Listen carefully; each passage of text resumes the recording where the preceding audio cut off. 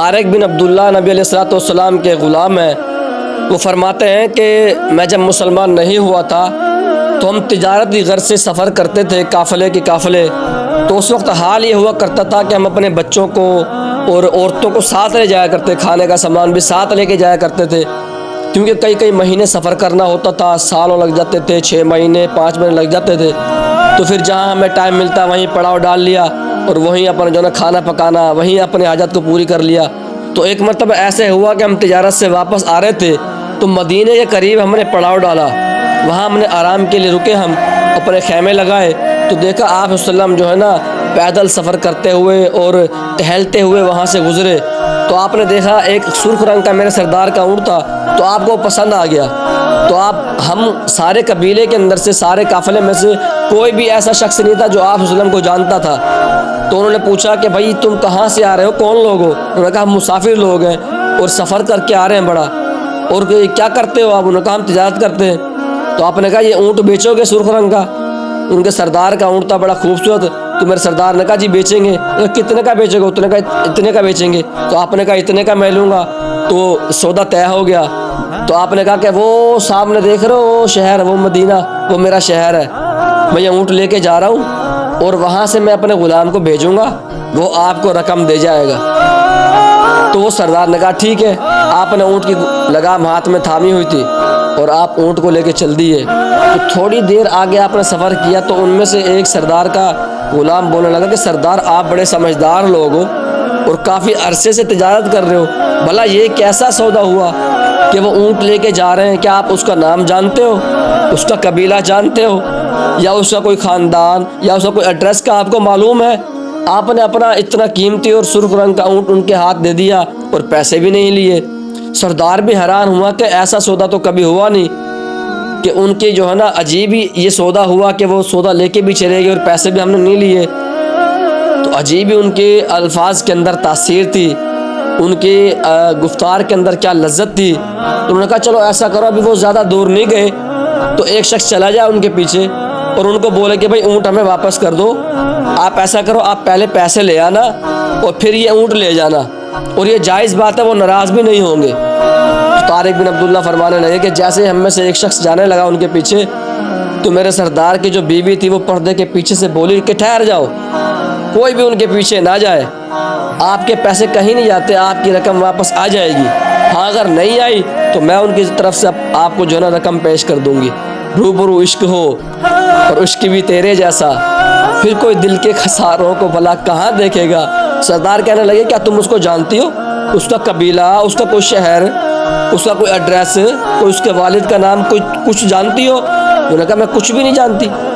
تو وہ بولے کہ پھر آپ جو ہے نا جب کچھ نہیں جانتی تو پھر آپ اس کی ضمانت کیوں دے رہی ہو؟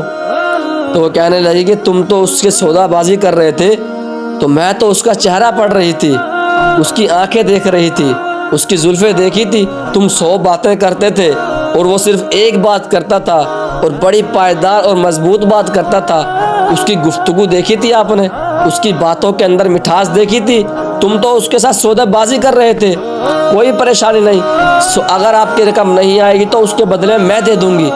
وہ ایک شاعر نے لکھا ہے نا کہ ان کے رخسار پر، زلف خمدار پر، ان کی آنکھوں میں سرمے کی مقدار پر، ان کے قدموں پہ اور دھیمی رفتار پر، ان کے الفاظ کی پیارے مہتار پر، ان کے اخلاق پر، اعلیٰ کردار پر، ان پہ لکھے گئے سارے اشعار پر، ایسے اوصاف و عظمت کے مینار پر روز جاؤں میں قربان سرکار پر، ان پہ پڑھتا رہوں میں درود و سلام، السلام السلام۔ انہوں نے کہا آپ پریشان نہ ہو، اگر آپ کی رقم نہیں آئے گی تو میں اس کی جگہ اپنی رقم ادا کرنے کے لیے تیار ہوں۔ تو وہ ٹھہر گئے۔ تھوڑی دیر بعد دیکھا کہ حضرت بلال رضی اللہ تعالیٰ عنہ آہستہ سے اور بڑے پیارے انداز میں ٹہلتے ہوئے آئے، اور بلال رضی اللہ کا آنے کا انداز بھی بڑا کمال تھا، کالے رنگ کے غلام، اور پیچھے انہوں نے کھجوریں لی ہوں، کھجوریں کپڑے میں ڈال کے پیچھے لٹکائی ہوں، جیسے دیہاتی لوگ اکثر لٹکا لیتے ہیں کوئی سامان باندھ کے گٹھڑی میں، اور آ کر کہنے لگے کہ تم سے میرے نبی نے، میرے آقا نے وہ اونٹ خریدا ہے؟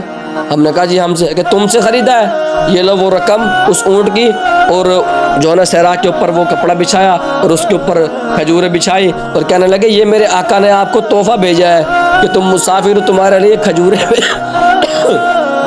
کھجوریں بھیجی ہیں، یہ تمہارے لیے تمہاری رقم بھی آ گئی اور یہ کھجوریں تحفتاً قبول کیجئے۔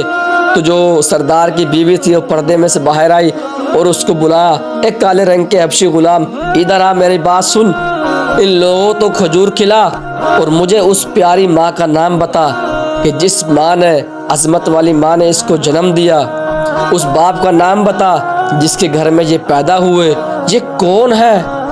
اس کے تو عجیب ہی انداز تھا بات کرنے کا۔ تھوڑی دیر کے لیے تو رکے ہمارے قافلے کے اندر، لیکن پورے قافلے میں خوشبو ہی مہک گئی ہے۔ عجیب ہی انسان ہے کہ جس کو دیکھتے ہی جاؤ اور دل نہ بھرے، اس کے چہرے سے نظر ہٹانے کا تو دل ہی نہیں کرتا، یہ کون ہے؟